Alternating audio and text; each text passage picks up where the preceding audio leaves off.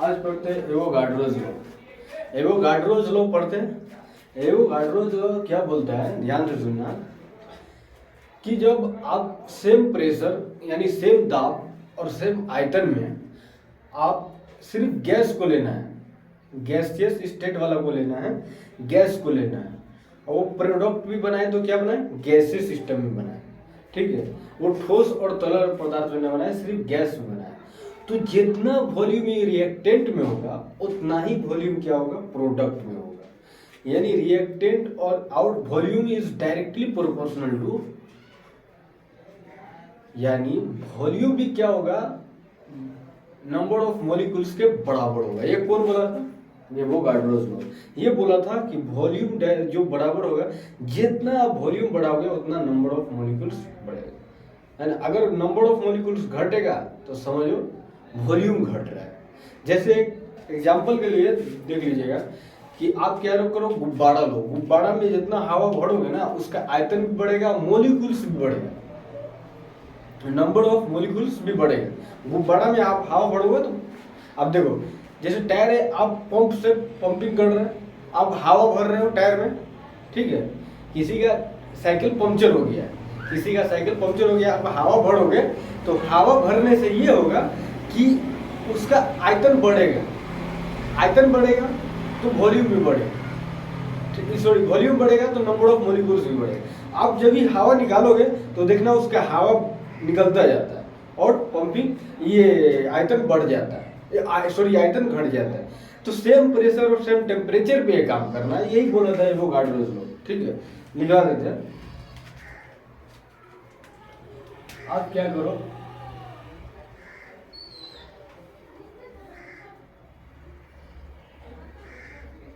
Pressure यानी दाब, क्या हो, दाब, प्रेशर यानी दाब, दाब और दाब और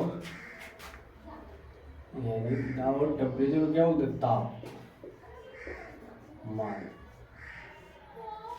समान कांस्टेंट होना चाहिए। कांस्टेंट मतलब समान, कांस्टेंट होना चाहिए, ठीक है, कांस्टेंट होना चाहिए। क्या होना चाहिए, कांस्टेंट होना चाहिए। दाब और तापमान कांस्टेंट होना चाहिए। यह सिर्फ गैस पर आधारित है, यह गैस पर आधारित, किस पे आधारित है, सिर्फ गैस पे आधारित है, गैसेस स्टेट में होना चाहिए, गैस पे आधारित है, ठीक है। अब देखिए, अब ये बोल रहा है कि गैस पे आधारित होना चाहिए, ठीक है।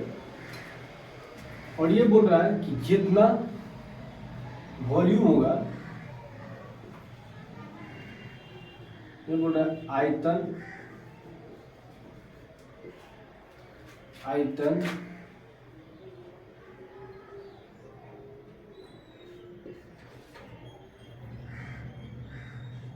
जितना आयतन होगा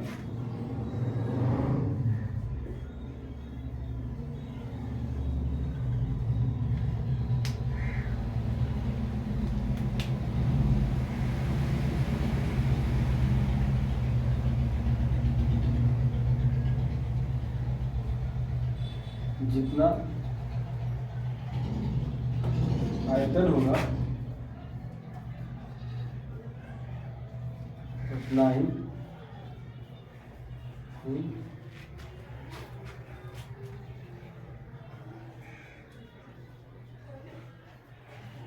अणुओं की संख्या होगी,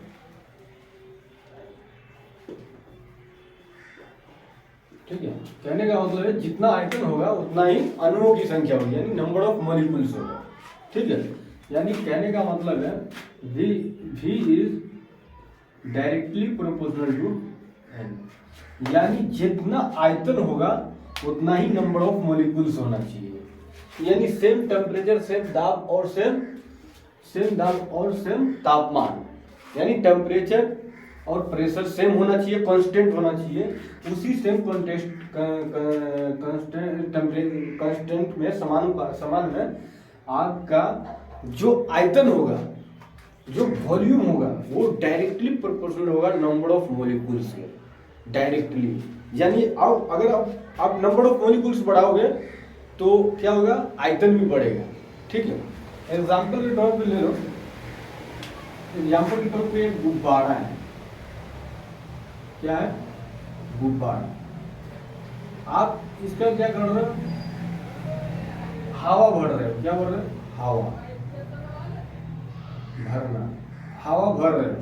हवा भरोगे तो क्या करोगे, हवा भर रहे हो तो इसका आयतन क्या होता है, बढ़ जाता है, मॉलिक्यूल्स भी बढ़ जाता है ना। ठीक है, तो हवा भरोगे, जब भी आप हवा कम करोगे, है ना, यानी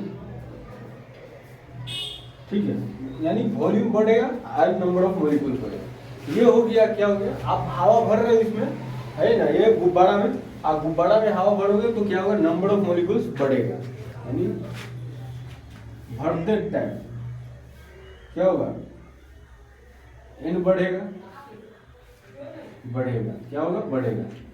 वो आयतन भी क्या होगा, भी बढ़ेगा।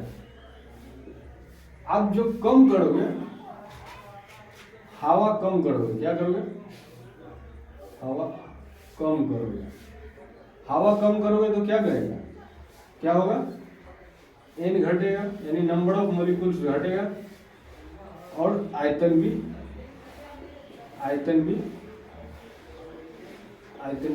घटेगा, यानी आयतन भी कम होगा।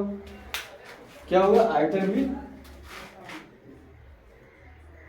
कम होगा। ठीक है, आयतन भी कम होगा।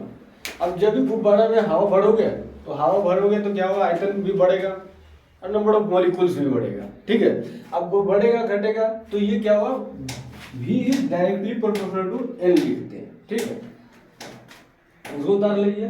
ठीक है, एग्जाम्पल दे देते हैं, इसका बहुत सारा एग्जाम्पल है। अब गुब्बारा ले लो, टायर ले लो, गुब्बारा ले लो या टायर ले लो। ठीक है, चेक करना है, इसमें चेक करें, प्रयास करें। ठीक है, टायर और गुब्बारा, बहुत सारा ऐसा एग्जाम्पल है। ठीक है, गुब्बारा, अब ये टायर है और गुब्बारा में चेक करोगे, क्या करोगे, चेक करोगे तो चेक करने के बाद आपको पता चलेगा। ठीक है, अब यहाँ पे आता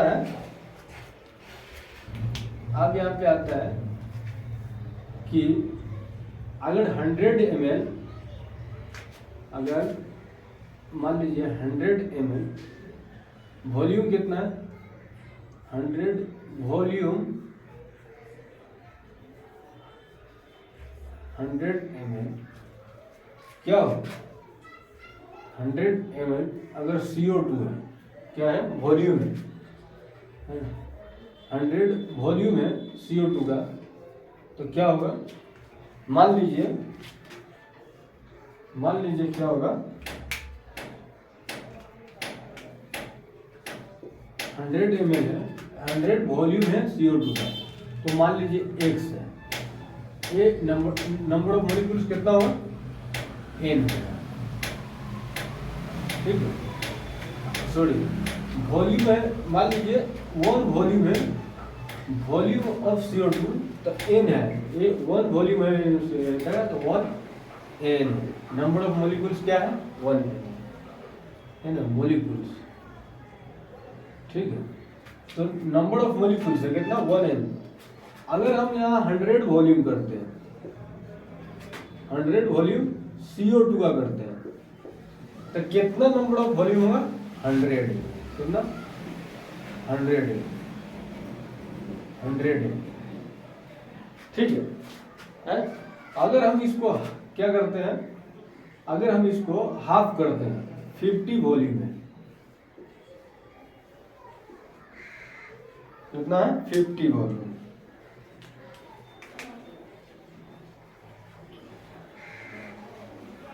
50 वॉल्यूम है CO2 का, तो कितना वॉल्यूम होगा, यानी हमने क्या किया, एक वॉल्यूम था तो नंबर एक CO2 का आयतन एक था तो नंबर ऑफ मॉलिक्यूल्स एक हुआ। अब यहाँ पे हमने CO2 का वॉल्यूम कितना लिया, 100 लिया, 100 लिया, तो इसका नंबर ऑफ मॉलिक्यूल कितना हुआ, 100 हुआ। 100 इंटू n यानी 100। अब यहाँ पे 50 वॉल्यूम ऑफ CO2 का है तो नंबर ऑफ मॉलिक्यूल्स कितना होगा, हाफ हो जाएगा, यानी कितना हो जाएगा, हाफ हो जाएगा, यानी 100 50n भी लिख दो, ठीक है। ये क्या है, नंबर ऑफ मॉलिक्यूल्स है, क्या होगा, नंबर ऑफ मॉलिक्यूल्स, ठीक है, यानी V equal to number of n, यानी आयतन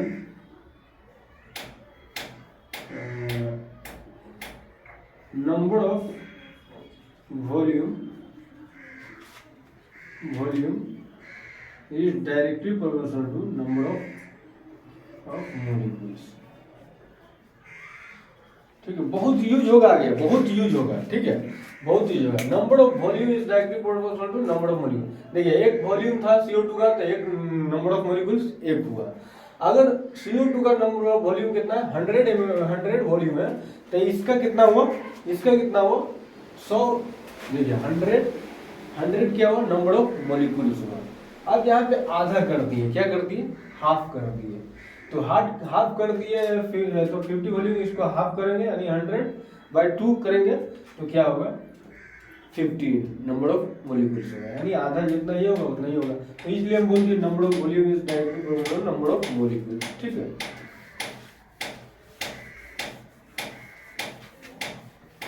तो ये गैस पे आधारित है, ठीक है। अब एग्जाम्पल और ले लीजिए, जैसे हमने लिया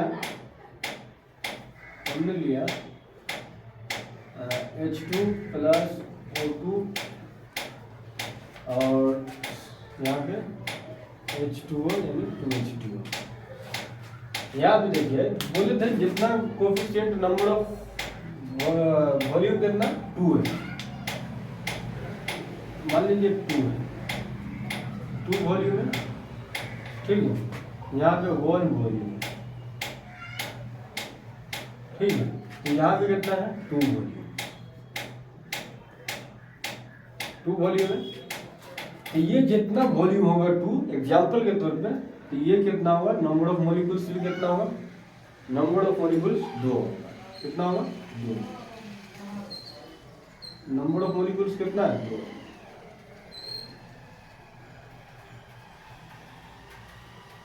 2n 1n और 2। तो कहने का मतलब है number of molecules is directly proportional to number of volume. तो देखिए हमने क्या किया, जितना वॉल्यूम है 2 वॉल्यूम, मान लीजिए हाइड्रोजन के पास कितना वॉल्यूम है, 2 है, ठीक है। आयतन कितना 2 है, मान लीजिए 2 है। ऑक्सीजन कितना का वॉल्यूम 1 है, और बना जो प्रोडक्ट उसका वॉल्यूम कौन है, एक गैसेस स्टेट में होना चाहिए, गैस के स्टेट में, ठीक है, गैसेस स्टेट, ठीक है। तो यहाँ पे जितना वॉल्यूम है उतना ही नंबर ऑफ मॉलिक्यूल्स आ रहा है, ठीक है। जितना वॉल्यूम है उतना ही नंबर ऑफ मॉलिक्यूल्स, जितना वॉल्यूम है उतना ही नंबर ऑफ मॉलिक्यूल्स। हम यहाँ पे बोल सकते हैं कि V is directly proportional to, ठीक है।